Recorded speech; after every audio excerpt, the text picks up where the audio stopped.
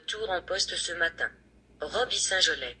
Québec par les remparts de Québec annonceront ce matin en conférence de presse que Patrick Roy revient à la barre de l'organisation, a appris le Journal de Québec, et tout indique qu'il succédera à Philippe Boucher dans les rôles de directeur général et d'entraîneur-chef.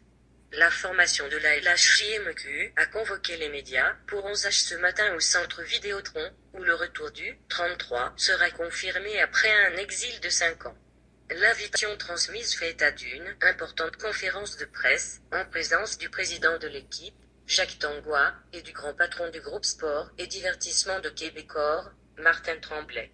Le groupe Québecor est propriétaire des remparts depuis 2015, année durant laquelle les remparts se sont installés au nouvel amphithéâtre. En réflexion sur son avenir professionnel depuis mercredi dernier, Roy n'aura donc pas fait mijoter trop longtemps son ami de longue date et préside des remparts.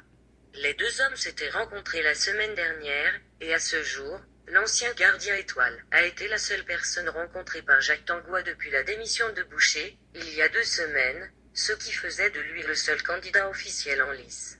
Rumeurs persistantes. Les rumeurs sur son retour se faisaient persistantes depuis mardi, et en matinée hier, une information lancée sur la toile s'est rapidement répandue comme une traînée de poudre, avant que celle-ci soit corroborée par les sources du journal.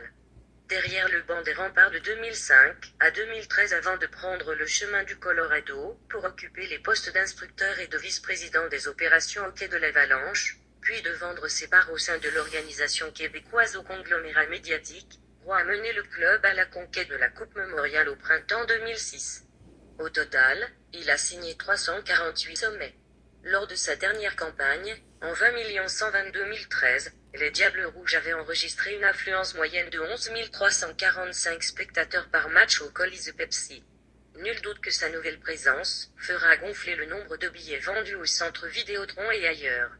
La possibilité du retour de l'enfant prodigue aux commandes de l'une des équipes les plus en vue au Canada a enflammé les conversations aux 4 coins de la LHJMQ au cours des derniers jours, un feu qui n'a cessé de prendre de l'ampleur depuis que Roy avait été vu à Drummondville et à Boisbriand durant la dernière semaine. Libre depuis 2016, le natif de Québec a également assisté au 3e match de la demi-finale, entre le Titan et les Tigres, mardi soir à Victoriaville, en compagnie du gouverneur des Remparts, Julien Gagnon. Roy a décliné la demande d'entrevue du collègue Mario Morissette, qui se trouvait au Colisée des Jardins. L'homme de hockey de 52 ans était sans emploi depuis son départ de l'Avalanche en août 2016.